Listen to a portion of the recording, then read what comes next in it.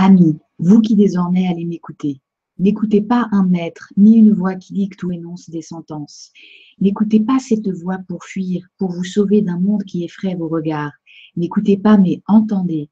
Entendez des mots qui ne seront pas des mots, des paroles qui ne seront pas des paroles. Entendez le bruissement d'une source qui sera la vôtre. Entendez le rugissement d'un torrent qui est en vous-même. Bonjour à tous, je suis Audrey Canso et je fais aujourd'hui cette petite vidéo pour vous présenter un livre que j'aime énormément et qui a beaucoup compté dans ma réflexion sur le Nouveau Monde et qui s'intitule « Par l'Esprit du Soleil, enseignement de Jésus au monde d'aujourd'hui » par Daniel Meroy et Anne Givaudan. Pour la faire courte, Daniel Meroy et Anne Givaudan sentent un appel à se rendre en Syrie en 2012 et dans leur chambre d'hôtel, au bout de quelques jours, ils entrent en contact avec une entité qui leur dicte ce livre, voilà, rien que ça, et qui dit s'appeler Jésus. Donc, on ne va pas débattre aujourd'hui sur est-ce que c'est vraiment Jésus ou pas. Vous imaginez bien que personne ne pourra prouver ni le fait que ce soit vrai, ni le fait que ce ne soit pas vrai. Donc, on va juste s'attacher à décrire ce message. En tous les cas, je vais vous donner mon point de vue sur ce livre, car ce qui est important, en fait, c'est la sagesse infinie qui se dégage de ce texte, qui est très beau à bien des égards, par son fond, mais aussi par sa forme. Et c'est un texte inspirant et qui inspirera peut-être certains d'entre vous, du moins je l'espère. Je poursuis. N'adhérez pas au verbe qui s'écoule par ma voix comme on s'accroche à la clé qui, croit-on, va ouvrir toutes les portes. Le souffle à retrouver, c'est le vôtre. Les serrures à dissoudre sont de vos forges. Ma voix, c'est la vôtre, que vous ne savez plus entendre. C'est celle de l'interprète de vos cœurs. Donc là, on en est dans les premières pages du livre, où en fait, on va dire l'entité se présente comme un canal, tout simplement. Un canal qui est là pour nous remémorer des informations dont nous sommes tous détenteurs. Simplement, pour la plupart d'entre nous, nous avons oublié ces informations, à savoir pourquoi nous sommes là, à quel point cette période est particulière, puisque nous sommes à la fin d'un cycle et au début d'une autre, donc nous sommes dans une phase de transition. Et pour la plupart d'entre nous, on l'a oublié.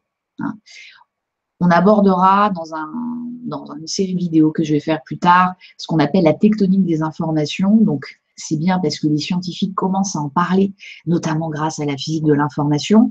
Et on va, à notre niveau, et en dialoguant aussi avec des scientifiques, esquisser en fait, dessiner ce que c'est que la géographie des informations.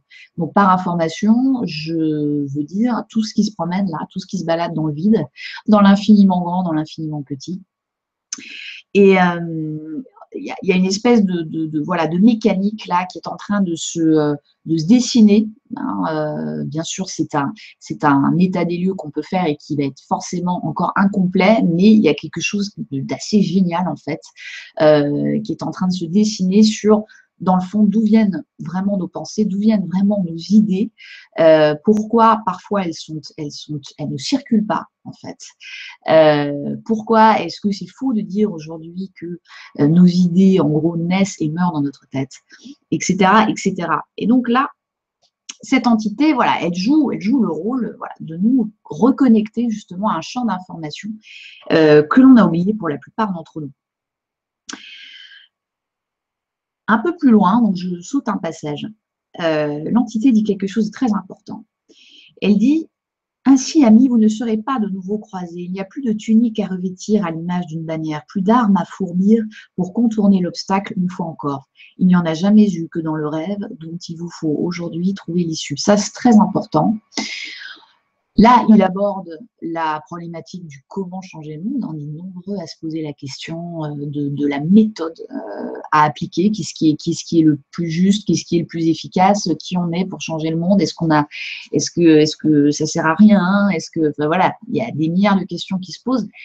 Et là, à mon humble avis, il y a quelque chose de très juste qui est que on ne va pas faire la guerre. En tous les cas, on ne va pas faire la guerre au sens classique du terme. On entend beaucoup parler de djihad en ce moment. Oui, alors il y a un djihad à mener, mais il est bien sûr intérieur, il est en nous. Et ce n'est pas le plus facile. Et la vie, pour accélérer un petit peu les choses, tout est une question de choix. C'est-à-dire plutôt que d'invectiver les idées de l'ancien monde, etc., il faut en fait concentrer son énergie sur l'élaboration du nouveau monde. Il faut utiliser son temps, son énergie et son argent, ça c'est le nerf de la guerre, hein, l'argent, pour se concentrer sur l'élaboration et la concrétisation de nouveaux systèmes, voilà. Et il faut essayer évidemment d'alimenter le moins possible l'ancien monde, même si évidemment au quotidien c'est très compliqué, hein. On est nombreux à prendre notre voiture, on est nombreux à, je sais pas moi, aller dans les supermarchés, etc. Mais bon, maintenant il y a quand même plein d'alternatives qui existent. Donc voilà, est-ce qu'on peut pas peu à peu concentrer nos efforts sur tout ce qui est nouveau, tout ce qui est plus en accord avec, je dirais, avec les lois divines.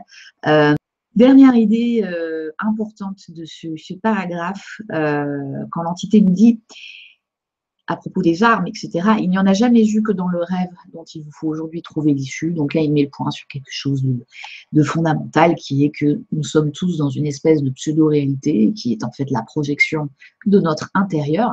L'extérieur est le reflet exact, mais exact, vraiment, c'est mathématique, de notre intérieur. Voilà. Donc évidemment, en changeant notre intérieur, on va changer notre extérieur. Et voilà, cette réalité est c'est une réalité parmi tant d'autres.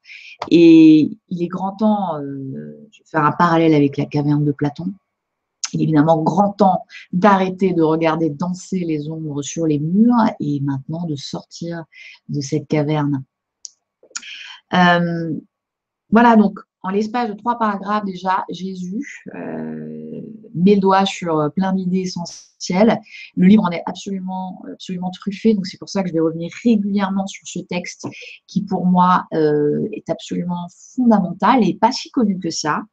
Je vous posterai plus tard un lien si vous voulez l'acheter, sachant qu'en plus tous les droits sont reversés à des associations qui sont en faveur pour la paix. Donc franchement, c'est un super investissement. Je retrouverai ceux d'entre vous qui regardent cette EVM TV. Je vous retrouverai mercredi 2 novembre à 21h pour un entretien avec Olivier Roland, qui est un entrepreneur de grand talent. Et voilà, le mot de la fin, ce sera que, à mon humble avis, la sagesse est la seule issue. Et bienheureux les fêlés parce qu'ils laissent passer la lumière. Voilà. Et je vous dis à bientôt.